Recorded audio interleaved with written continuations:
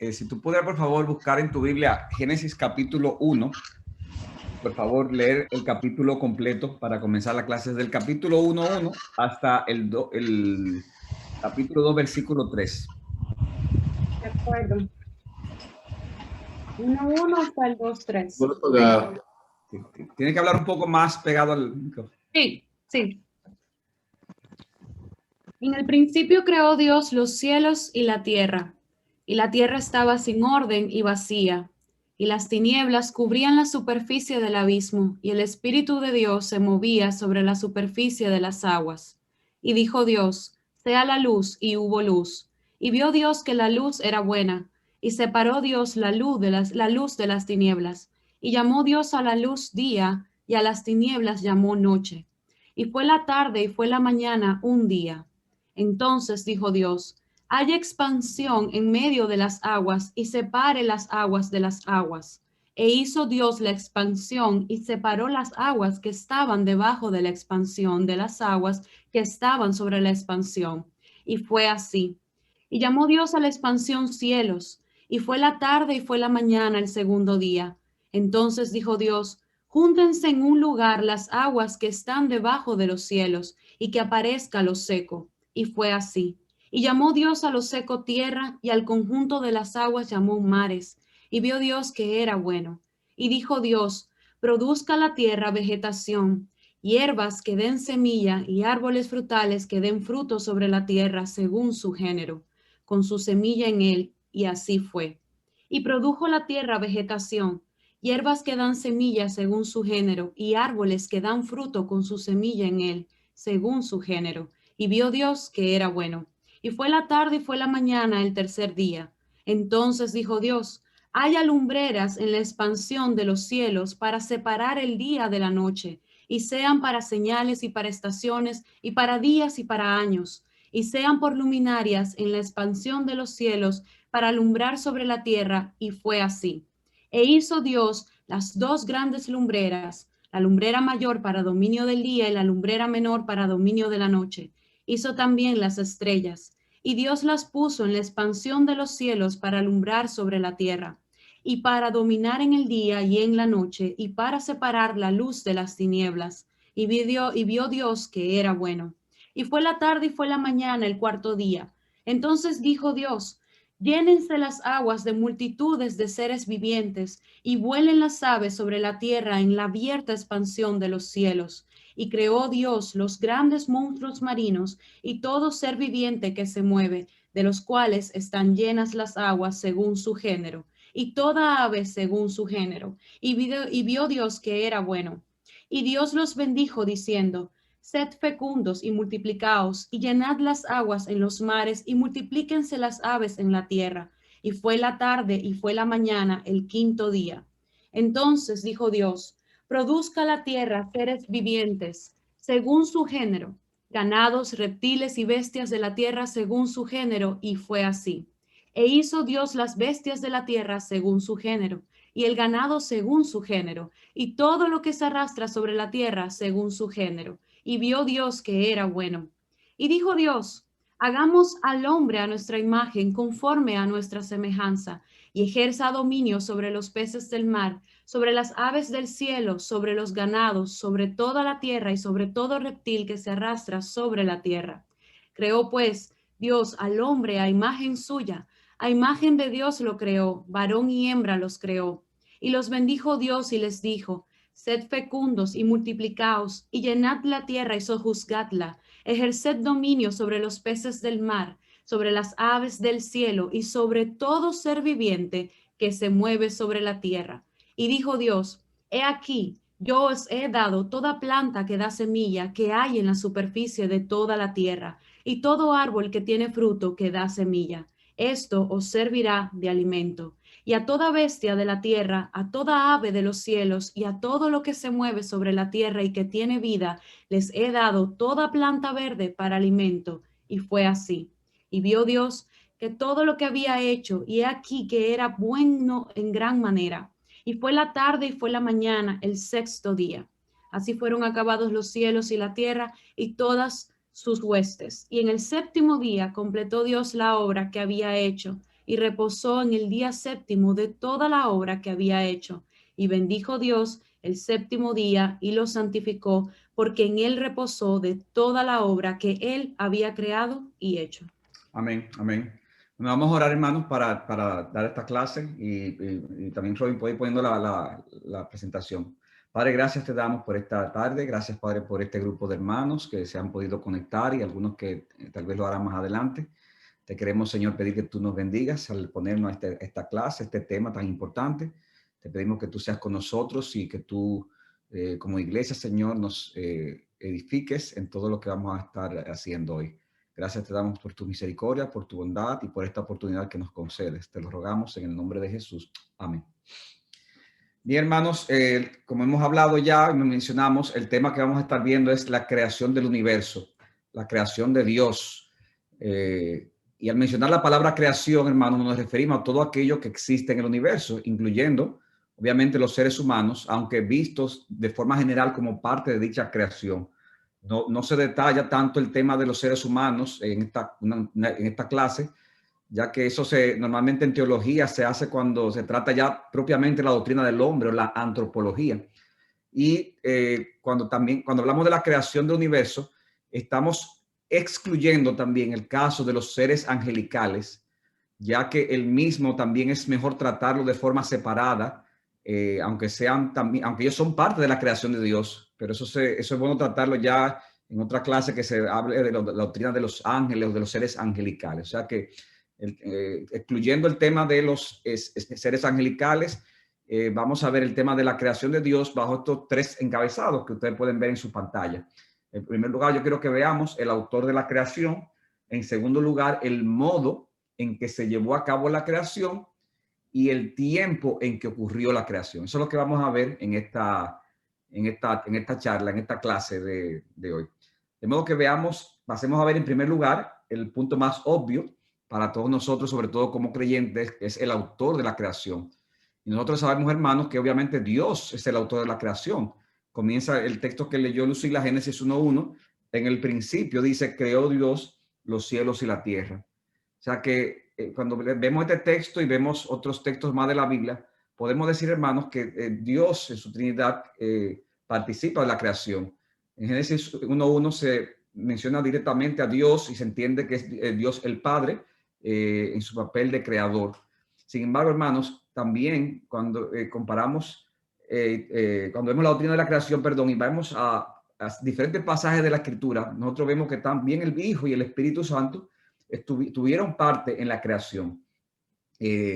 Por un lado, menciona el Padre, en Juan 1:13 dice que la obra que realizó el Padre de la creación la hizo a través del Hijo.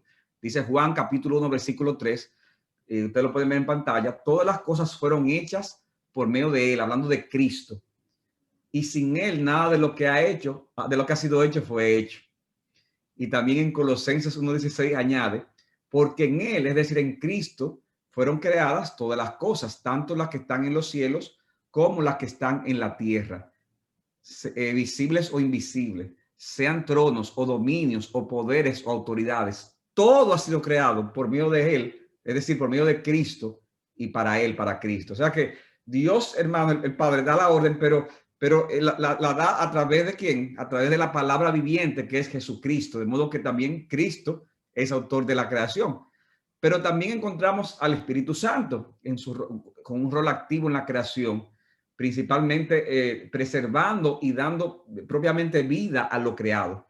En el texto de Génesis 1:2, que también se leyó hace un rato, después que dice que en el principio creó Dios los cielos y la tierra, dice que la tierra estaba sin orden y vacía y las tinieblas cubrían la superficie del abismo y el Espíritu de Dios que hacía se movía sobre la superficie de las aguas, dando movimiento, dando vida a aquello que se estaba creando. Por eso es que podemos aplicar el Salmo 104:30,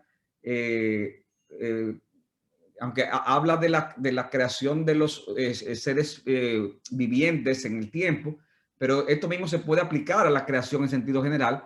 Cuando dice ese salmo, que tú envías tu espíritu, ustedes lo ven ahí en pantalla, ¿y qué sucede? Cuando Dios envía su espíritu, son creados y renuevas la faz de la tierra.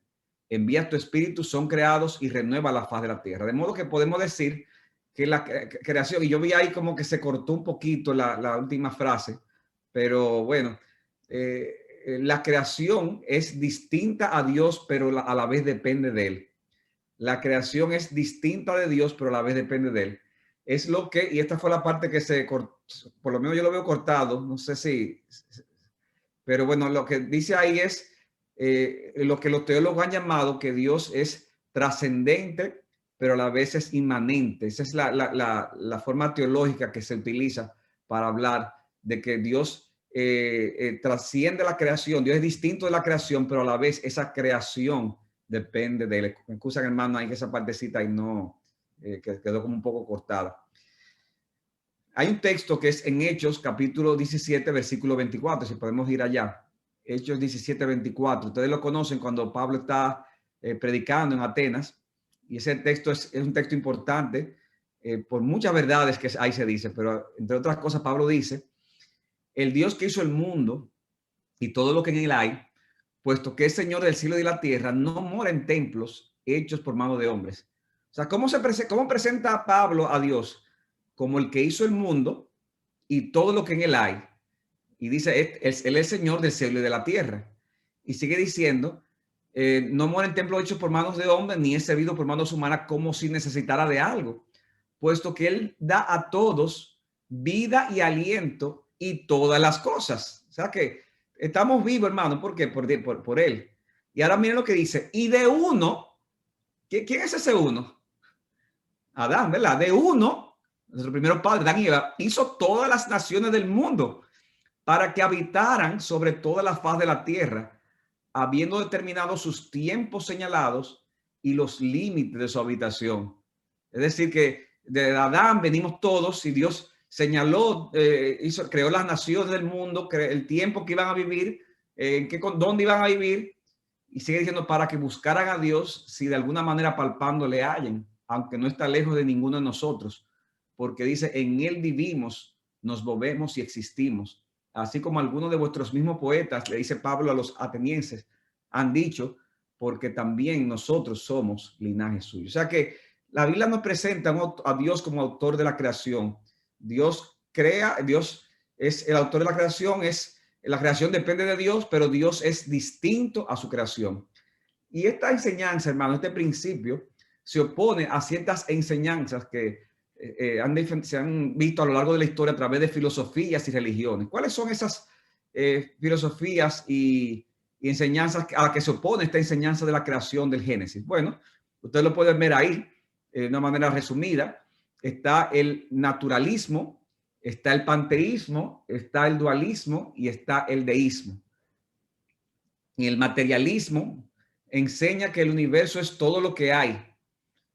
Y por eso niegan la existencia de Dios. El universo es todo lo que hay, por lo tanto niegan la existencia de Dios.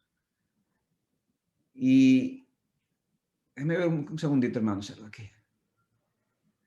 Bien, eso enseña el naturalismo, también se le puede llamar como materialismo también. Pero también tenemos el panteísmo.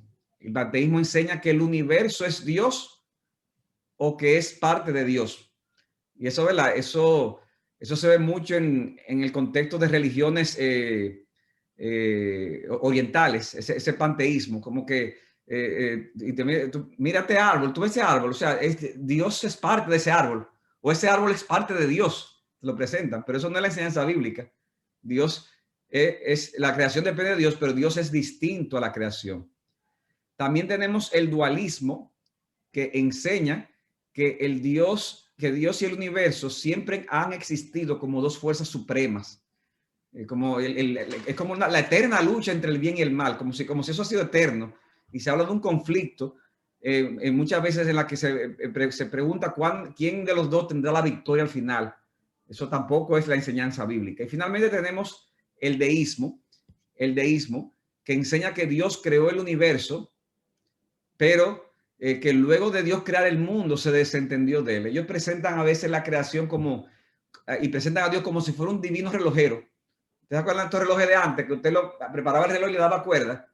¿Y qué pasa? Ya usted soltaba el relojero. Entonces ya la cuerda ya caminaba solo. Entonces muchos han caído en el deísmo de que sí existe Dios, pero el Dios no tiene nada que ver con su creación. Ya después todo tiene que ver con el hecho de que tú te la busques como tú puedas, tú haces lo que tú puedas.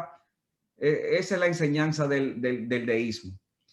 Entonces, la doctrina de la creación se opone, hermanos, a esas cuatro cosas: naturalismo, panteísmo, dualismo y deísmo. O sea que, en primer lugar, ¿qué es lo que hemos visto, hermano? Hemos visto al autor de la creación. Ahora veamos, en segundo lugar, el modo en que se llevó a cabo la creación. El modo en que se llevó a cabo la creación. Y ya leímos el texto de Génesis 1. ¿Y qué podemos aprender, hermano, de eso que hemos leído? Que la creación se llevó a cabo con la mano directa de Dios. Él creó todas las cosas según la orden que Dios dada en Génesis capítulo 1. De la nada, o sea, al principio no había nada. Y sin embargo, Dios de la nada creó, dio orden con su palabra y las cosas vinieron a existir. Por eso dice en Hebreos capítulo 11, versículo 3, por la fe entendemos haber sido constituido entendemos haber sido constituido el universo por la palabra de Dios, de modo que lo que se ve fue hecho de lo que no se veía. Es decir, no se veía nada y de repente se comenzaron a ver todas las cosas. Y hermanos, lo que el autor posiblemente quiere enfatizar aquí es, porque algunos han querido tomar esta idea como que había un universo invisible, y entonces del universo invisible de repente Dios hizo que desaparecieran las cosas, pero esta no es la idea del texto. La idea que lo que se enfatiza en el texto, hermanos, pues muy probablemente es que Dios, de lo que no se ve, Dios hizo las cosas de lo que no se ve. ¿Por qué? Porque no había nada. ¿Por qué no se veía? Porque no había nada. Y de lo que de la nada Dios creó todas las cosas. En el caso específico del hombre, nosotros vemos que fue formado del polvo de la tierra y la mujer fue formada ¿de dónde? De la costilla del hombre. Ahora, hermanos, esto que estamos diciendo va en contra de lo que se conoce como popularmente la teoría de la evolución. La teoría de la evolución. Yo quiero aclarar que cuando se habla de la evolución tiene dos vertientes, que es la microevolución y la macroevolución. Eso no está ahí en la pantalla, pero hay microevolución y hay macroevolución. Y nosotros no tenemos el problema con la microevolución, porque la microevolución se refiere a pequeños desarrollos que se dan dentro de una misma especie, como por ejemplo el gusano, que le salen alas y se hace mariposa. El desarrollo de variedades que hay, por ejemplo, de rosas, ciertos aspectos del crecimiento en la estatura de los seres humanos. O sea, todo eso es parte de la microevolución. El problema está con lo que se conoce más bien con la macroevolución, y es cuando se habla de la teoría de la evolución, se piensa ya específicamente en eso, en la macroevolución, que hace referencia a desarrollos evolutivos al punto que una especie se convierte en otra especie y después en otra especie, en otra especie. Esta teoría que fue originada por Carlos Darwin en su famoso libro El origen de las especies mediante selección natural en el 1859. O sea que cuando se habla de teoría de la evolución, normalmente la gente se refiere a la macroevolución. Que esta teoría, hermanos, obviamente fue un boom a través de a medida que pasó el tiempo, y algunos cristianos, al sentirse, por decirlo así, tal vez abrumados o impresionados con esta teoría, terminaron también adoptando esta teoría, esta postura, queriendo incluso armonizarla con la Biblia. Y a esos se les llama, a esos creyentes que creen en la evolución, se les llama la postura de la evolución teísta o evolucionistas teístas. Dice MacArthur en su libro La batalla por el comienzo lo siguiente, y ahí dice: es lamentable que desde hace un siglo y medio la propaganda de los evolucionistas ha tenido un éxito notable en doblegar la convicción de muchos evangélicos. Y dice ahí en la cita que ustedes tienen: casi la mayoría de las personas que se consideran a sí mismos evangélicos ya se han dejado convencer del que el relato de la creación en Génesis que leímos no es un registro histórico verdadero. Y hermano, déjenme hacer un punto aquí. Es que esto es un tema, el tema de cuando nos metemos en estos temas de evolución, creación, este tipo de cosas, este es un tema denso, por decirlo así, es complejo, es sumamente amplio, y este no es el escenario, hermano, para uno entrar en debates aún desde el punto de vista científico con respecto a a estas dos posturas, evolución versus creación o evolución versus diseño inteligente, uno puede ver, hermanos, cómo hay muchas formas de debatir eso. Hay buenas personas que son evolucionistas que tienen, saben argumentar muy bien su postura, pero también uno ve que Dios ha levantado buenos apologistas cristianos y científicos cristianos que han sabido responder a estas cosas. Y este es el tipo de cosas, hermano, que uno dice una cosa y el otro tiene cómo responderle y así sucesivamente. Recuerdo haber visto un debate de un científico que cree en la evolución con un cristiano que me parece que fue el que fomentó la construcción de una réplica del Arca de Noé en Kentucky, que tiene que ver con la página Respuesta de Génesis. Y era increíble, hermano, cómo uno decía una cosa, pero el otro le respondía. Y era increíble eso. Y eso es un tema, hermano, denso, en la cual el que se mete por ahí tiene que saber que hay muchos términos ahí que no todo el mundo lo maneja con la debida claridad, una capacidad, etcétera, etcétera. O sea que aquí, hermanos, yo estoy viendo es estrictamente desde el punto de vista de la palabra de Dios, de la Biblia, que compagina más con la enseñanza de la palabra y hasta qué punto la evolución puede compaginar con la enseñanza de la Escritura. ¿Y qué estamos diciendo? ¿Qué queremos proponer?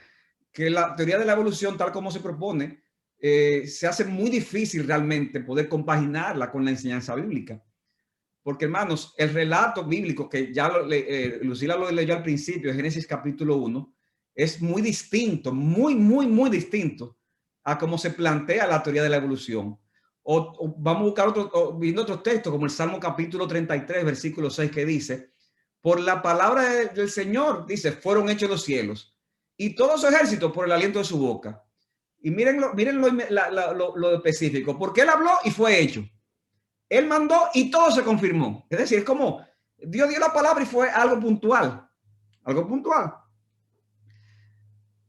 La forma que se explica la evolución es así. Estamos hablando de millones de especies en millones de años que tuvo que darse millones de intentos para que poquito a poquito en esos millones y millones comenzaran a hacer cambio y cambio hasta que finalmente se pasara una especie a la otra. Y eso en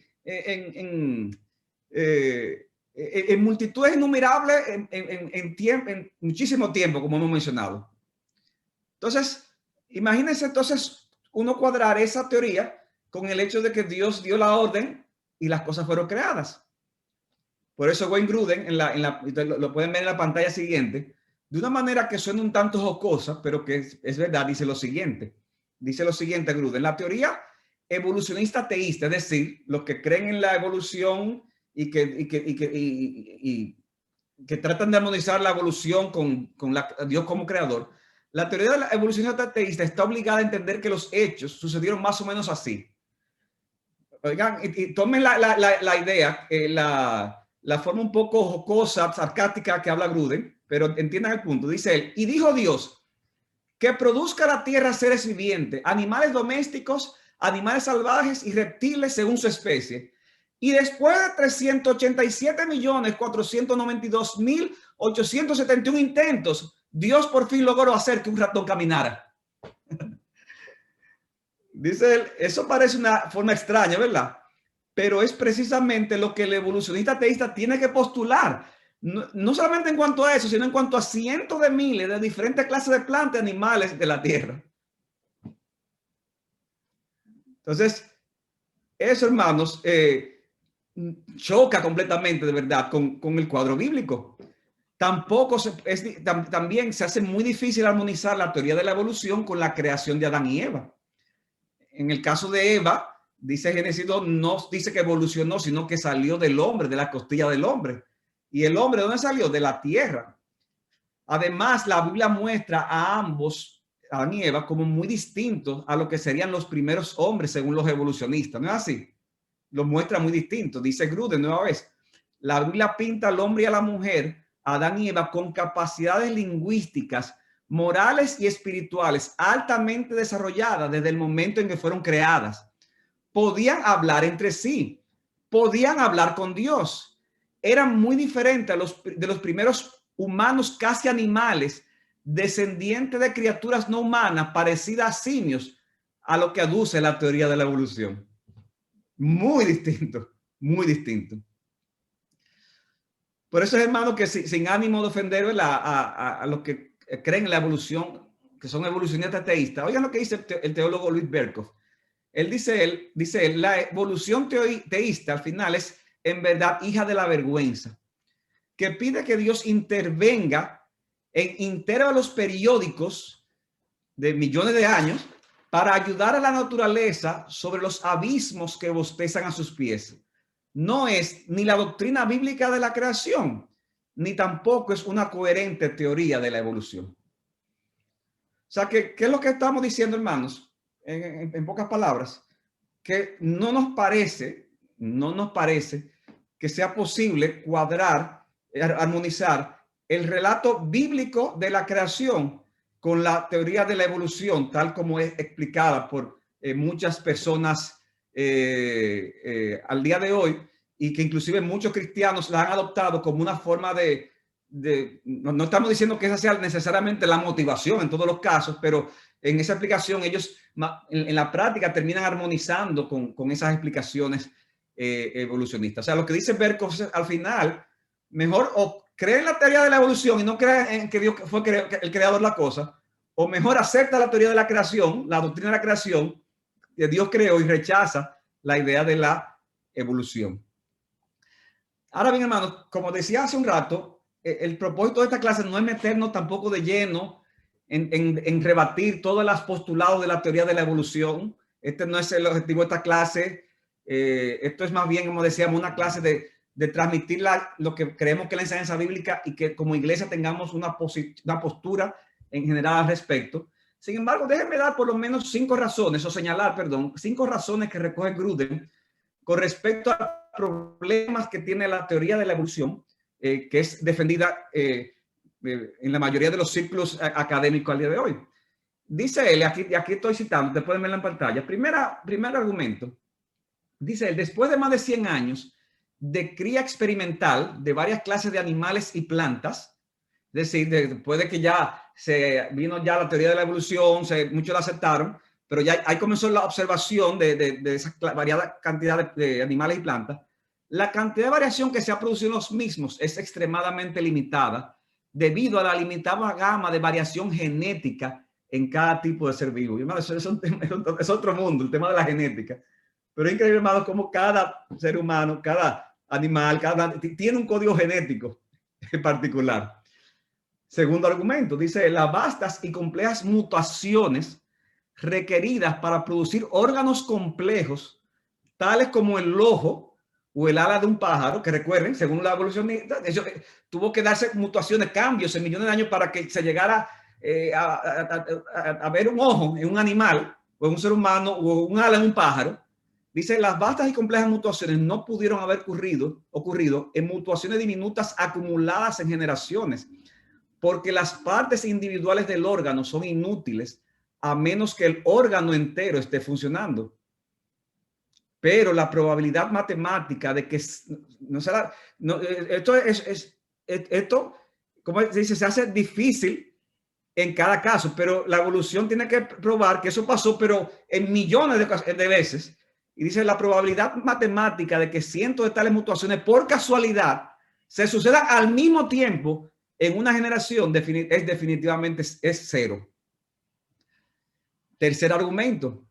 Los subsiguientes 130 años de intensa actividad arqueológica desde el tiempo de Darwin no han logrado producir ni siquiera una muestra de un fósil que muestre algunas características de cierto animal y unas pocas del siguiente tipo de desarrollo. Y eso es más impresionante. O sea, debiera haber ¿cuánto? Debiera haber miles de fósiles que prueben eso.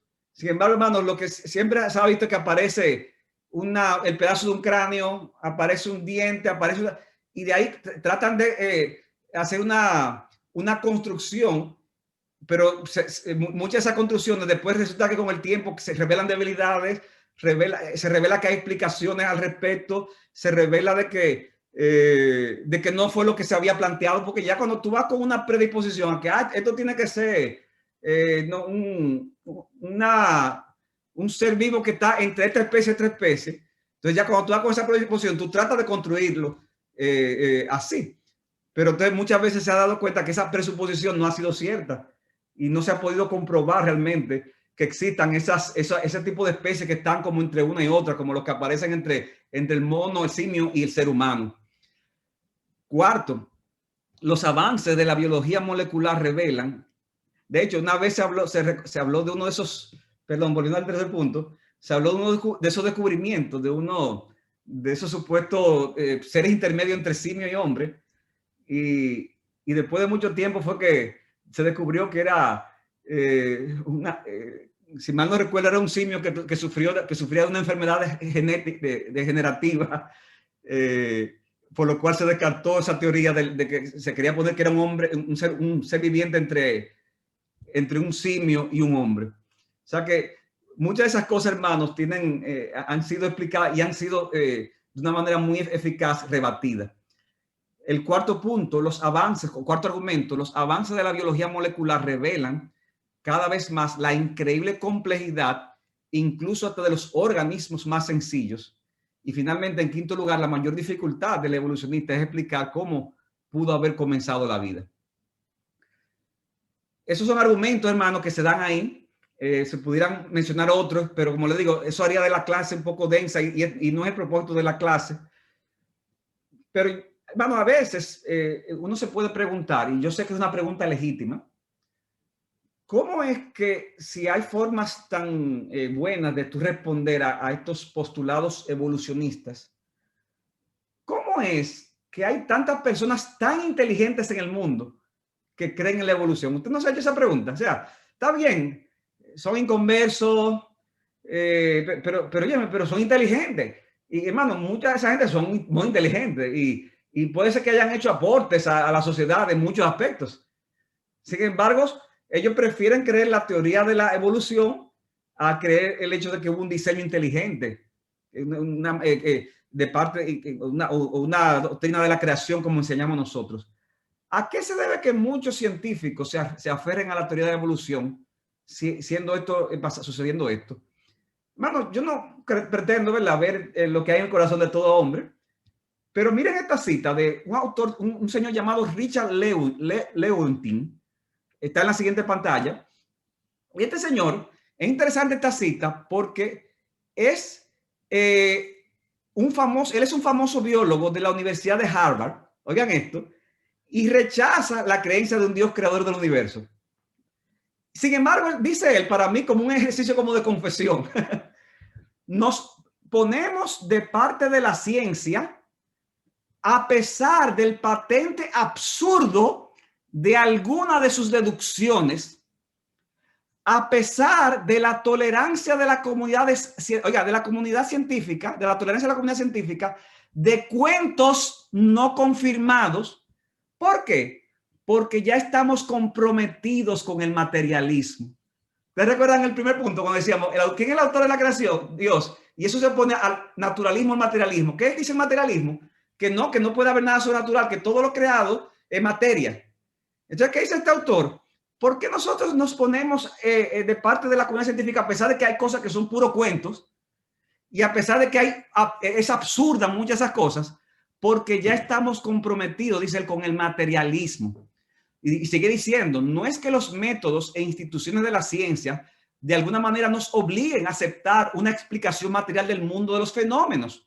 O sea, no es que las evidencias científicas nos obliguen a eso, sino que por el contrario, nos vemos forzados por una adherencia previa, es decir, por un prejuicio, lo que está diciendo, nos vemos forzados de causas materiales a crear todo un aparato de investigación y un conjunto de conceptos que produzcan explicaciones materiales. Es decir, como somos materialistas, tenemos que crear el muñeco de modo que el resultado sea una explicación materialista.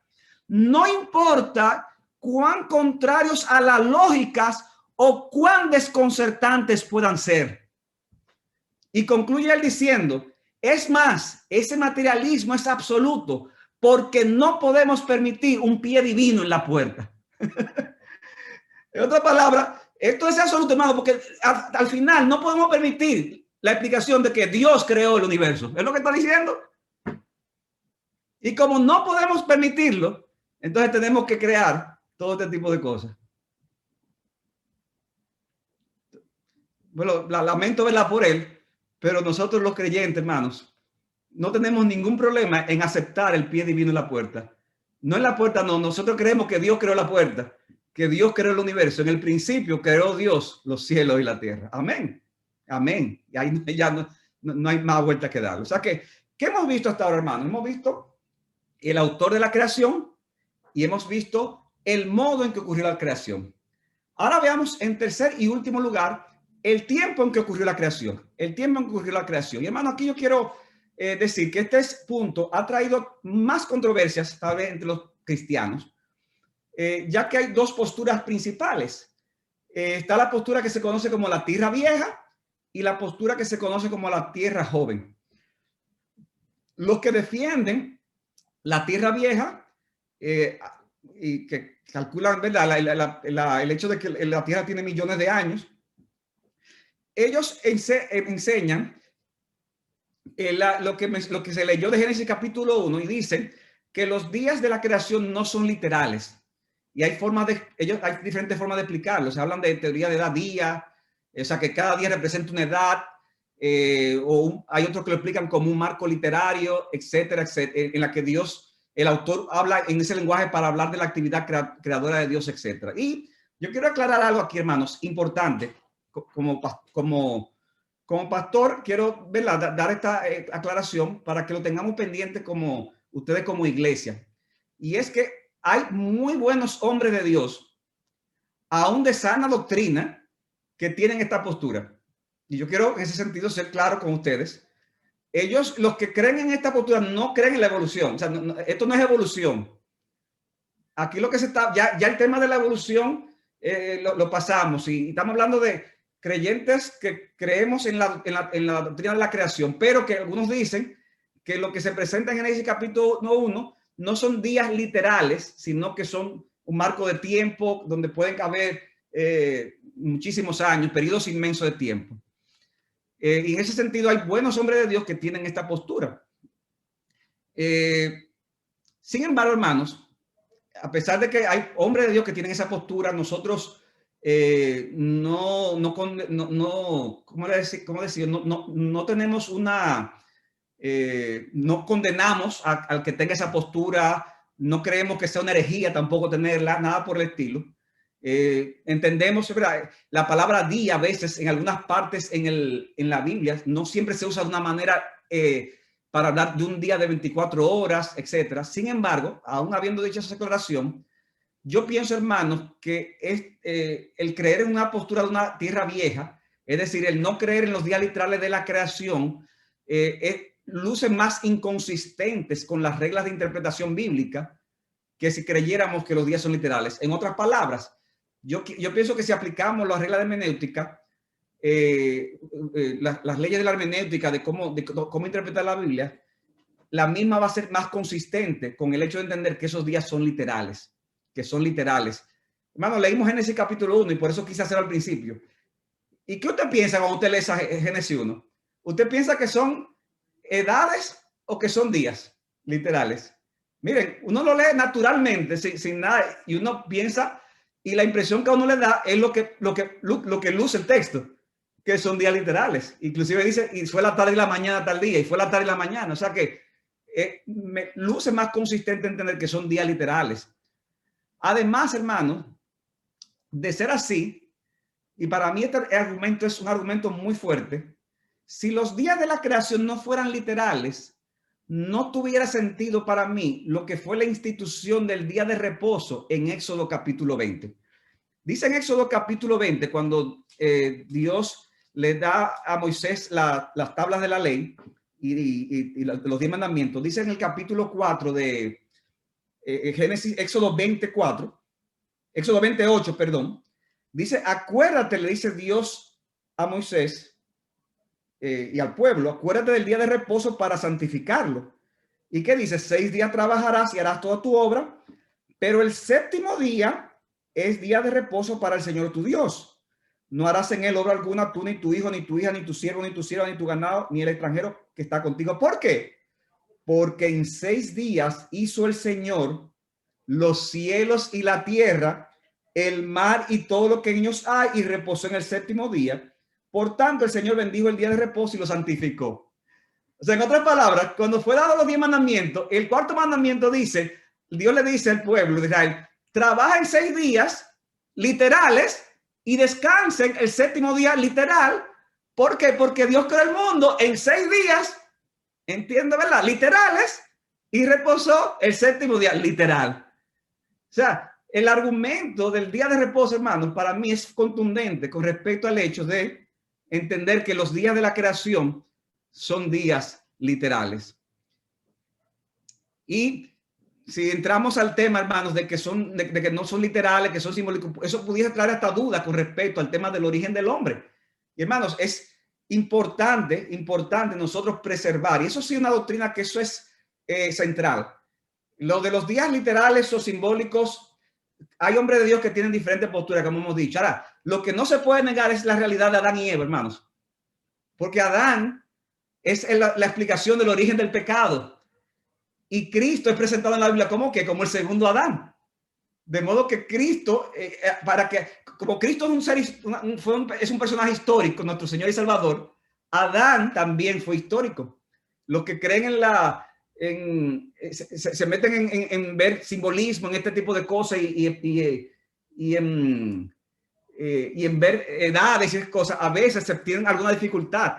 De hecho, y algunos han llegado a plantear el hecho de que tal vez hubo personas antes de Adán, y todo ese tipo de cosas. Eso lo que hace es complicar el relato bíblico, que expresa que los primeros padres, Adán y Eva, fueron creados en el sexto día. Por eso dice John MacArthur, si el Señor quisiera enseñarnos que la creación tuvo lugar en 6 días literales, habría podido hacerlo con más claridad que lo que leemos en Génesis.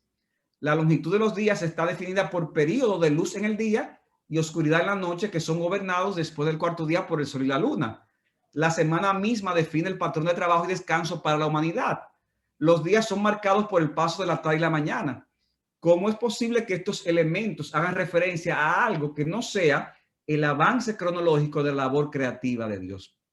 O sea que en ese sentido, hermanos, nuestra postura es en ese sentido a favor de la doctrina de la creación y a favor de una tierra joven, Repito, hermanos, ustedes se pueden encontrar con buenos hombres de Dios, buenos estudiosos que no necesariamente explican los días de la creación de la misma manera que lo hemos hecho, pero nosotros entendemos que la postura nuestra, que es la tradicional, la historia de la iglesia, es la más consistente con lo que vemos en la palabra de Dios. Sin embargo, hermanos, perdón, y algunas personas han planteado, pero ¿qué con respecto al tema de los métodos que utilizan los científicos para medir la edad de las cosas? Que dicen, cuando se usan esos métodos, se habla de que pueden dar cientos de miles de años, millones de años. ¿Qué con respecto a eso? Bueno, hay mucho debate con relación a estos métodos. Se habla de que no son métodos que son aceptados, y también uno puede ver mucha literatura al respecto. Ahora, yo creo, hermano, de manera particular en lo que se conoce, ustedes lo pueden ver en la pantalla ahí, como la postura o lo que se conoce como la edad aparente. La edad aparente. ¿Qué quiere decir la edad aparente, hermanos? Que cuando Dios creó el mundo, lo creó con una edad aparente. Una pregunta, cuando Dios creó a Adán y Eva, ¿qué edad tenía Adán y qué edad tenía Eva el día que lo creó? ¿Qué edad tenían? Yo le voy a decir qué edad tenía. El día que lo creó tenía un día. Porque, ¿verdad? Ese día fue que lo creó. Ahora, ¿de qué edad aparentaban Adán y Eva?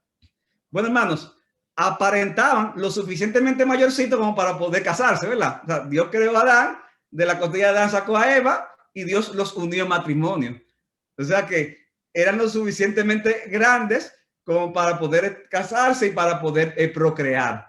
Pero Dios los creó con una edad aparente. Dice en ese sentido que yo pienso, hermanos, que la creación, el universo, también Dios lo creó con una edad aparente. O sea, puede aparentar millones de años, cuando realmente no. Eso no quiere decir que tengan literalmente millones de años. Hay algunos también estudiosos que han argumentado que el deterioro que tuvo la creación fruto de la caída así como la catástrofe del diluvio pudo acentuar todavía más esa edad aparente. Y si eso es así, hermano, entonces, ¿hace cuánto tiempo entonces se creó el mundo entonces, pastor? Mire, hermanos, con eso no podemos ser dogmáticos. Es un tema que no solamente que yo no se puede ser dogmático, sino que para mí es casi una pérdida de tiempo, porque de verdad yo no siento que eso aporte tanto. Si hablamos de una tierra joven, se han hecho diferentes cálculos. Parece ser que hay cada vez más un consenso entre los estudiosos más modernos de que pudiera la Tierra tener alrededor de 10.000 años de creada. Gruden habla de entre 10 y 20.000 años, citando algunos estudios. Hay otros que son todavía, que lo bajan todavía menos, hasta 6.000 y pico de años tal vez, pero hermanos, al final pudiera ser verdad que tenga algunos 10.000 años, pero eso no es realmente lo relevante, y yo le invito a que usted no se mate con nadie con eso. O sea, que si alguien viene a discutirle que no, que pueden ser más de 10.000 años o puede ser menos, eso de verdad, yo no creo que la Biblia nos mande a darle como mucha importancia a eso. Hay gente que tratan de buscar la edad exacta porque cogen las genealogías de la Biblia, pero tenemos que tener cuidado porque a veces las mismas genealogías, hermanos, tienen saltos y tú no te das cuenta en la lectura normal. Hay algunos que plantean que puede haber más tiempo porque dicen que entre Génesis 1:1, cuando dicen el principio creó Dios los cielos y la tierra, y entre el versículo 1 y el versículo 2 pueden que haya millones de años entre lo que creó al principio y después los 6 días de la creación. Esa postura se llama la teoría de la brecha, que se hizo muy popular también porque se recogió en la Biblia de Scofield, que también mencionamos la semana pasada. Scofield adoptó esa postura. Yo creo, hermanos, de verdad que a la luz de lo que vimos en Génesis 1, los otros textos que vimos y lo que vimos el día de reposo de Éxodo capítulo 20, que dice que todo lo creó Dios en 6 días, yo pienso que es más consistente con la palabra, con la enseñanza de la Escritura, la postura de Dios creó todas las cosas en 6 días literales, y que por lo tanto vivimos en una tierra joven, aunque puede tener una aparente edad de una tierra vieja. O sea que esto, hermano, lo que yo quería compartir en esta noche con ustedes. Dios es el autor de la creación, hermanos. Debemos aprender de esto, que Dios, una de las cosas que dice en Génesis 1, que Dios creó el mundo, y cada día que hizo, dice, era bueno en gran manera, era bueno en gran manera. Por eso, hermano, que nosotros debemos de amar la creación, debemos amar el mundo. Al mundo, cuando se refiere la palabra mundo a la creación de Dios, que es distinto al mundo caído, que es el sistema de maldad que hablan otras partes de la Biblia. Dios nos manda, hermanos, a no moldarnos al mundo caído, pero no se refiere a la creación. Nosotros tenemos que ver la creación como algo bueno, porque fue creado por Dios. Tenemos que ser agradecidos con Dios, porque Dios nos da el privilegio de disfrutar de la creación, y Dios hizo todas estas cosas no solamente para su gloria, sino también para nuestro beneficio. O sea que nada, hermano, con esto terminando la clase de hoy. Yo estoy muy contento porque hoy se conectaron muchas más personas que la semana anterior, y mi aspiración, hermano, es que así todos los hermanos de IBCG puedan conectarse a estas clases, a menos que una razón de fuerza mayor se lo impida. Bien, hermanos, vamos a dar unos minutos para si hay alguna pregunta o algún comentario. Este es el momento para hacerlo. Robin, si tú puedes ayudarme, por favor, porque hay tantas pantallas ahí que pudieran uno no darse cuenta. Washington Tejada tiene una pregunta. Dígame, doctor. Bueno, no es una pregunta, te iba a hacer un comentario en cuanto a la parte de la evolución. Sí. Tú sabes, yo espero que no sea demasiado técnico, pero tú sabes que el problema más serio de la evolución es la genética, es como la piedra en el zapato. Y la Biblia, aún en la creación, tiene cosas que son fascinantes, porque Dios dice que creó cada especie según su género, pero esa palabra género es según su familia. Entonces, ¿qué quiere decir eso? Bueno, que él creó la familia de caninos. Y ese canino tenía todo el material genético que se necesitaba. Entonces, ¿qué pasa? Si después del diluvio ese canino terminó en México, en un desierto de México, y adaptándose al sitio, terminó convirtiéndose en un chihuahua. No fue que evolucionó un chihuahua, porque para tú evolucionar, tú necesitas adquirir material genético. Él perdió material genético para convertirse en un chihuahua. Entonces, el chihuahua no puede volver a ese primer canino, pero ese primer canino sí a chihuahua. Entonces, yo en ese sentido te diría que nosotros creemos más en micromutaciones que microevolución, porque claro. para evolucionar tú necesitas adquirir material genético. Muy Y bien. la ciencia observacional lo que nos enseña a ver, dice, pero es verdad, este perdió material genético. Entonces, que hasta en esas cosas es más lógico la teoría de la creación por Dios que la teoría de la evolución. Hay que tener más fe para creer en la evolución. Muy bien. De paso, Washington, yo no sé, hermanos, yo no me acuerdo de todos los testimonios de bautismo de todas las, de todo el mundo, ¿verdad? Pero yo me acuerdo muy bien del testimonio de bautismo de Washington, precisamente, que acaba de hablar ahora. ¿Hace cuántos años de eso, Washington? Bueno, yo tenía 18 y tengo 42. Ok, o sea que yo no estoy tan mal en la cabeza todavía. Tú estás muchachito. Yo tengo muchachito, ¿verdad? Que me acuerdo bien de eso. Sí. Tiene buena memoria.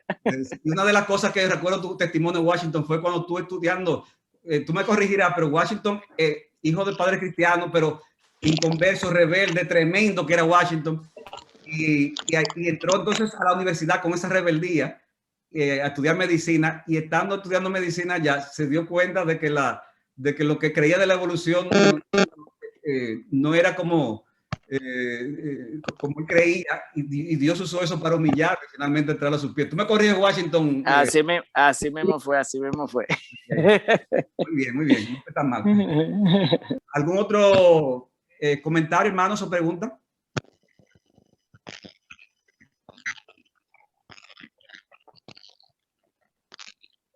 ¿Algún otro comentario, alguna otra pregunta?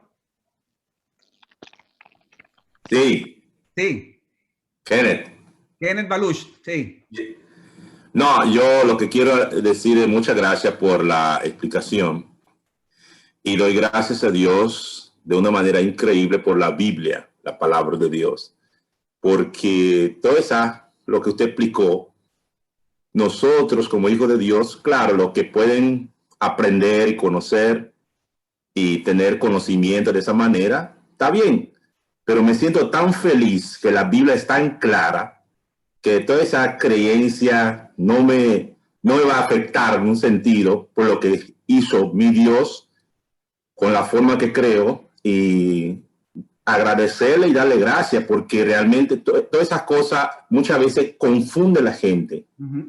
La claridad de la palabra de Dios no tiene que confundirnos porque lo claro, y doy muchas gracias yo por eso. Amén. Gracias, hermano Kenneth. Creo que Francisco también tenía la mano levantada. No se oye, Francisco.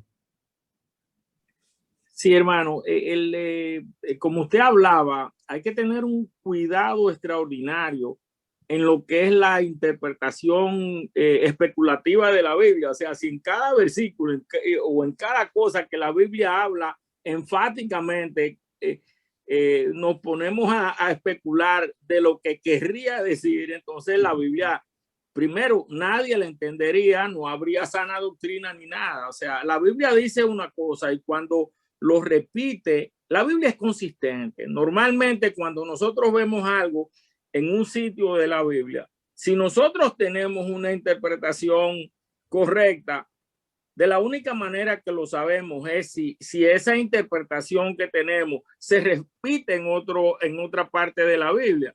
Es como la creación en 6 días.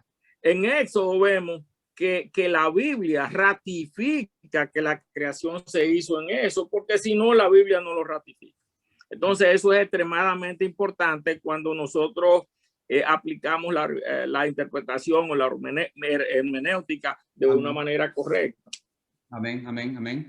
¿Alguna última comentario, hermanos, o pregunta?